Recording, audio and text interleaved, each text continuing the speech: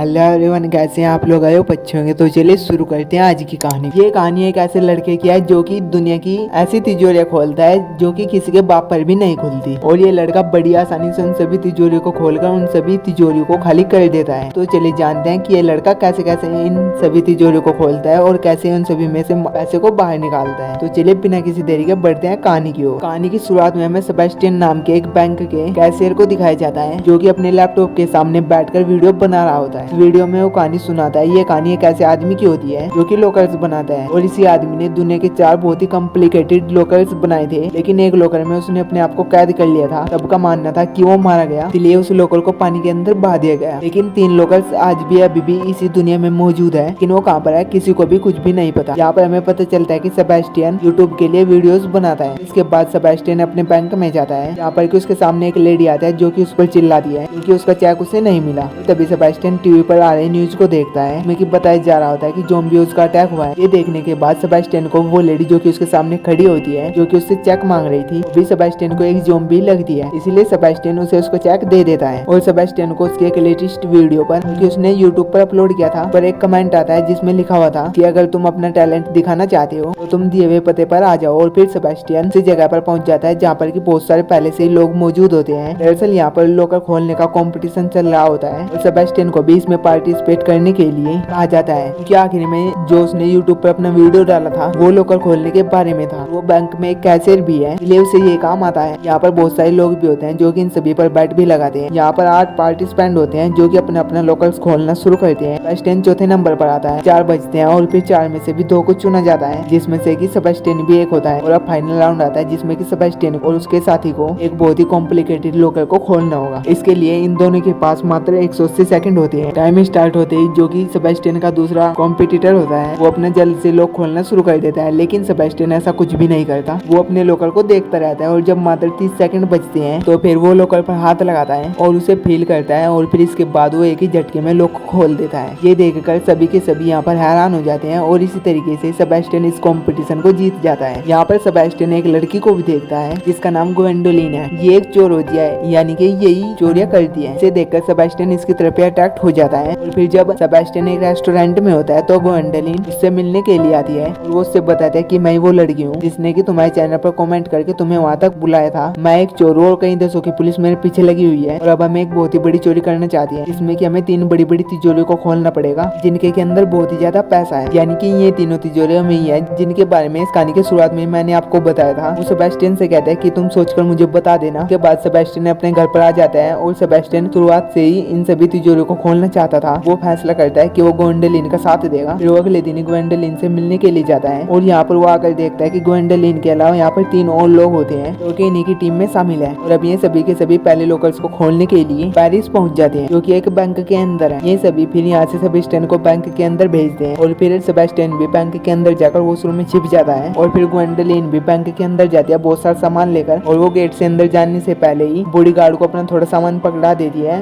और उससे चाबियों का गुच्छा चुरा लेती है। और फिर इसके बाद वो बैंक के अंदर आती है, जिसमें कि उसने पहले से अपने एक लॉकर खुलवा रखा है। और फिर बैंक की एम्प्लॉय उसे उसके लॉकर तक पहुंचाती है और खुद वहाँ से चली जाती है। उसके बाद ग्वेंडोलिन सेबेस्टियन के पास जाती है और उसे एक लिफ्ट से उस जगह पर लेकर जाती है जहाँ पर कि वो तिजोरी है जो कि सेबेस्टियन को खोलनी है। अब सेबेस्टियन भी उस तिजोरी को देखकर बहुत ही खुश होता है, क्योंकि हमेशा से ही वो इस तिजोरी को खोलना चाहता था। वो म्यूजिक प्ले करता है और बड़े ध्यान से वो अपनी पहली तिजोरी का लॉक खोलने लगता है, और देखते ही देखते थोड़ी देर में सेबेस्टियन उस तिजोरी का लॉक खोल देता है। लेकिन अभी भी उसे 2 लॉक्स और खोलने हैं, और फिर सेबेस्टियन बड़े ही ध्यान से इन सभी लॉक को खोलकर तिजोरी का दरवाजा खोल देता है, जिसमें कि बहुत ही सारे पैसे होते हैं। इन सभी पैसों को वो अपने बैग्स के अंदर डालते हैं और बड़े ही आराम से बैंक से निकल जाते हैं, क्योंकि इनके जो बाकी साथी होते हैं वे बैंक के एम्प्लॉय को डिस्ट्रैक्ट कर रहे होते हैं। और इसी तरीके से इनकी पहली चोरी कामयाब हो जाती है, और अब ये प्राग के लिए निकल पड़ते हैं, क्योंकि दूसरा लॉकर प्राग में है। और इनके पहली चोरी के बारे में पुलिस को पता चल जाता है, क्योंकि पुलिस ने पहले ही एक सीसीटीवी कैमरे में ग्वेंडोलिन को देख लिया होता है, जो कि एक इंटरनेशनल चोर है। और फिर पुलिस वाले अपने साथियों को बताता है कि आज से पूरे 5 साल पहले मैंने इन सभी को पकड़ने के लिए ट्रैप बिछाया था, लेकिन ये मेरे हाथ से निकल गए, और इस बार मैं इन्हें नहीं छोड़ूंगा। और इन्होंने पहले लॉकर से चोरी कर ली, तो इसका मतलब ये दूसरे और भी लॉकर से चोरी करेंगे जो कि प्राग में है। और अब पुलिस वाला भी अपनी पूरी फौज को लेकर प्राग में पहुंच जाता है। यहाँ पर ये पूरी टीम पहले से पहुंच चुकी है, जो कि अब प्राग में बैंक होता है उसकी सिक्योरिटी कोई मामूली सिक्योरिटी नहीं है, उसकी सिक्योरिटी बहुत ही हाई होती है। लेकिन इनके साथी गोरिना ने बैंक के पूरे सिस्टम को हैक कर लिया होता है। वो सेबेस्टियन की नकली आईडी बनाती है, जिससे कि वो बैंक के अंदर एंटर कर जाता है, जहाँ पर कि वो एक दरवाजे के अंदर जाता है जहाँ से वो तिजोरी तक पहुँच सकता है। लेकिन उसके सामने लोहे का एक बंद गेट होता है। उसके साथ ही कोरिना कहता है कि तुम बस अपनी उंगली घुमाओ ताकि लोगों को कैमरे में ऐसा लगे कि तुम लोग को खोल रहे हो। और जब वो ऐसा करता है तो कोरिना अपने सिस्टम से उस दरवाजे को खोल देती है। सिक्योरिटी को भी सेबेस्टियन पर शक होने लगता है क्योंकि जिस दरवाजे से वो अंदर गया था बहुत ही ज्यादा वक्त होने के बाद भी वो उस दरवाजे से बाहर नहीं आता। और फिर सेबेस्टियन एक लिफ्ट के अंदर जाता है यहाँ पर कि उसे ग्वेंडोलिन भी मिलती है। और अब ये दोनों लोकर यानी कि तिजोरी की तरफ बढ़ने लगते हैं। और जैसे लिफ्ट का गेट खुलता है तो तभी वहाँ पर बाहर कुछ गार्ड्स होते हैं। ग्वेंडोलिन बहुत ही अच्छी फाइटर है, वो गार्ड्स को मारकर बेहोश कर देती है। लेकिन अब तक बैंक की सिक्योरिटी को समझ में आ गया होता है कि कोरिना ने जिस दरवाजे को हैक करके खोला है उस दरवाजे को चाबी से नहीं खोला गया, इसलिए बैंक की सिक्योरिटी सभी दरवाजों को लॉक कर देती है। कोरिना को जब ये पता चलता है तो वो अपने 5वें साथी को, जिसका कि नाम ब्रैड है, उसे इन सभी की मदद करने के लिए भेज दिया है कि ग्वेंडोलिन का बॉयफ्रेंड भी है। अब ब्रैड अंदर जाकर बैंक के सभी एम्प्लॉय को गन के पॉइंट पर ले लेता है ताकि उन्हें वो डिस्ट्रैक्ट कर सके और सेबेस्टियन और ग्वेंडोलिन को टाइम मिल सके। वहीं पर हमें पुलिस ऑफिसर को भी दिखाया जाता है जो कि बैंक के बाहर ही होता है। और जब काफी समय तक ग्वेंडोलिन अपने साथियों के साथ वहाँ पर नहीं आती तो उसे उस पर शक होने लगता है। फिर वो यहाँ से बैंक के अंदर जाने लगता है और तभी उसे सिक्योरिटी ऑफिसर बताता है कि जिस लोकर या फिर जिस तिजोरी की आप बात कर रहे हैं ठीक आज से 1 हफ्ते पहले उसे यहाँ से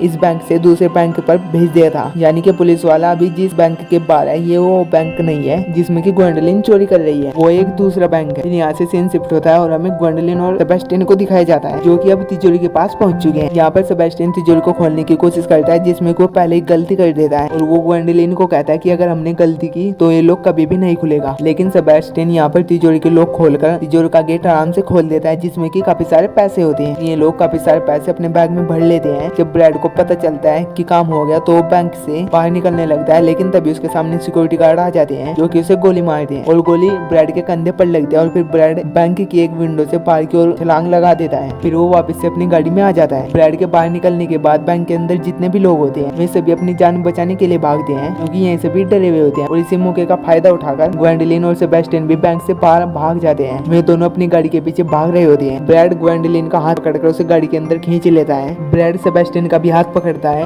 ब्रैड सेबेस्टियन को गाड़ी के अंदर खींचने वाला होता है, तभी उसे एहसास होता है कि सेबेस्टियन ग्वेंडोलिन को उससे छीन लेगा, इसलिए ब्रैड यहाँ पर सेबेस्टियन का हाथ छोड़ देता है जिससे कि सेबेस्टियन सड़क पर ही गिर जाता है। ये देखकर सेबेस्टियन के सभी साथी हैरान हो जाते हैं। सेबेस्टियन भी पुलिस से अपनी जान बचाने के लिए भागता है। अब पुलिस उसका पीछा भी करता है लेकिन सेबेस्टियन किसी तरीके से यहाँ से भागने में कामयाब हो जाता है। गाड़ी के अंदर ग्वेंडोलिन अपने बॉयफ्रेंड ब्रैड से पूछता है कि तुमने ऐसा क्यों किया। फिर ब्रैड कहता है कि हमारे पास बहुत ही पैसा है और अब हमें तीसरे लोग को चोरी करने की जरूरत नहीं है, इसलिए अब हमें सेबेस्टियन की कोई भी जरूरत नहीं है। ग्वेंडोलिन कहता है कि ये सब कुछ मैं पैसों के लिए नहीं कर रही। और इसके बाद वो गाड़ी से नीचे उतर जाती है। उसके साथ यहाँ पर कोरिना भी उतर जाती है और यहाँ पर इन दोनों ने ब्रैड का साथ छोड़ दिया है। ब्रैड यहाँ से कार को लेकर निकल जाता है। फिर हमें सेबेस्टियन को दिखाया जाता है और जब वो रात को अपने घर पर पहुंचता है वो देखता है कि वहाँ पर ग्वेंडोलिन और कोरिना है। ये बात देखकर सेबेस्टियन को बहुत ही ज्यादा गुस्सा आता है। सेबेस्टियन यहाँ से इन दोनों को जाने के लिए कहता है लेकिन यहाँ पर उसे ग्वेंडोलिन बताती है कि हमारा जो ब्रैड साथी था वो पैसों के लिए ही काम करता था, लेकिन हम दोनों चोरियां पैसों के लिए नहीं कर रहे बल्कि हम दोनों इतिहास में अपना नाम दर्ज कराने के लिए चोरियां कर रहे हैं, इसलिए हमें उस तीसरे लोकर को खोलकर उसे लूटना बहुत ही जरूरी है। ये बात सुनने के बाद सेबेस्टियन मान जाता है और वो कहता है कि मैं भी अब उस लोकर को खोलना चाहता हूँ। और अब एक बार फिर से ये तीनों तीसरे लोकर की ओर बढ़ चलते हैं। वहीं पर पुलिस ऑफिसर को भी सेबेस्टियन का यूट्यूब चैनल मिल गया होता है जहाँ पर को ग्वेंडोलिन के कमेंट को देखकर समझ गया होता है कि सेबेस्टियन ही उनका 5वां साथी है जिसका कि अभी तक कोई भी क्रिमिनल रिकॉर्ड नहीं होता। और ये पुलिस ऑफिसर सेबेस्टियन के जरिए गैंग के लीडर को पकड़ना चाहता है। और फिर हमें सेबेस्टियन और उसके दोनों साथियों को दिखाया जाता है जो कि तीसरे लोकर को लूटने के लिए स्विट्जरलैंड पहुंच चुके हैं। ये लोकर स्विट्जरलैंड के एक क्लब में होता है। यहाँ पर पुलिस ऑफिसर भी अपनी टीम के साथ पहुंच जाता है और वो कैमरों के जरिए और रेडियो के जरिए पूरी तरीके से लोकर पर नजर रख रहा होता है। अभी उसे कोरिना की आवाज सुनाई देती है जिसमें कि वो अपने साथियों से कह रही होती है कि हम आज ही शाम 5 बजे जब सिक्योरिटी चेंज होगी तभी हम चोरी करेंगे। पुलिस वाला ये सब कुछ सुनने के बाद 5 बजे क्लब के अंदर जाता है और वो मैनेजर को कहता है कि कोई तुम्हारे लोकर से पैसे चुराने की कोशिश करेगा। मैनेजर कहता है कि हमें सब कुछ पता है और ये सब कुछ आपने हमें अब से कुछ घंटे पहले फोन करके बताया था। ये बात सुनने के बाद पुलिस वाला समझ जाता है कि जरूर कुछ ना कुछ तो गड़बड़ है। दरअसल 8 घंटे पहले वर्रीन ने ही फोन करके मैनेजर को बताया था, इसलिए मैनेजर ने तय किया था कि वो लोकर को यहाँ से दूसरे बैंक में शिफ्ट करेंगे। उसने सिक्योरिटी को लोकर शिफ्ट करने के लिए बुलाया लेकिन सिक्योरिटी के बदले वहाँ पर ग्वेंडोलिन और सेबेस्टियन आए थे, जो कि लोकर को अपने साथ लेकर यहाँ से निकल गए। और अब लोकर सेबेस्टियन और ग्वेंडोलिन के पास है और पुलिस वाला किसी भी कीमत पर उसे हासिल करना चाहता है। वहीं पर ब्रैड और उसके साथी को दिखाया जाता है, यानी कि ग्वेंडोलिन के दो जो साथी है अब ये भी इस क्लब के बाहर ही आ जाते हैं, क्योंकि अब ये भी किसी भी तरीके से उस लोकर के अंदर जितने भी पैसे हैं उनमें हिस्सा लेना चाहती है। लेकिन अपने सिस्टम में देख लेती है कि ब्रैड भी अब ग्वेंडोलिन की तरफ बढ़ रहा है। अब वो भी उसे रोकने के लिए उसके पीछे जाते हैं, लेकिन तभी वहाँ पर पुलिस आ जाती है। लेकिन इससे पहले कि पुलिस उसे अरेस्ट करती, वो ग्वेंडोलिन को मैसेज कर देती है कि ब्रैड तुम्हारी तरफ बढ़ रहा है, और इसके बाद वो अपने फोन को नीचे फेंक कर फोड़ देती है, जिससे कि फोन खराब हो जाता है। पुलिस वाला भी ग्वेंडोलिन को पकड़ लेता है और पूछता है कि लोकर कहाँ पर है और ग्वेंडोलिन का पता बताओ, लेकिन ये उनके बारे में कुछ भी बताना नहीं चाहती थी। और फिर जब पुलिस ऑफिसर कहती है कि हम तुम्हारे भाई का पूरी तरीके से ख्याल रखें, वो समझ जाता है कि इन सभी को मेरे भाई के बारे में पता है। दरअसल क्वेरीना का एक छोटा भाई है और उसे क्वेरीना बहुत ही ज्यादा प्यार करती है, और अगर वो जेल चले गई तो उसके भाई का ध्यान रखने के लिए इस दुनिया में कोई भी नहीं है। इसलिए वो पुलिस ऑफिसर को ग्वेंडोलिन तक पहुंचाने के लिए मान जाती है। और फिर हमें ग्वेंडोलिन को दिखाया जाता है जो कि अब ट्रक चला रही होती है, और इसके पीछे ही वो लोकर है जिसे कि सेबेस्टियन खोलने की कोशिश कर रहा होता है। लेकिन इसे खोलना इतना आसान नहीं है, क्योंकि इसके 7 लोग हैं, जबकि पहले वाली तिजोरी में सिर्फ 3 लोग थे। और गाड़ी हिलने की वजह से सेबेस्टियन को बहुत ही प्रॉब्लम हो रही थी, लेकिन एक एक करके वो 6 लोग खोल देता है। और इससे पहले वो 7वें लोग को खोलता है, इससे पहले एक मोड़ आता है जिससे कि सेबेस्टियन का बैलेंस बिगड़ जाता है और सेबेस्टियन दरवाजे के साथ ही लटक जाता है। अब सेबेस्टियन अपने आप को संभालते हुए किसी तरीके से 7वें लोग को भी खोल देता है, यानी कि इन्होंने इस तीसरी तिजोरी को, जिसे कि आज तक किसी ने भी नहीं खोला था, उसे भी खोल दिया,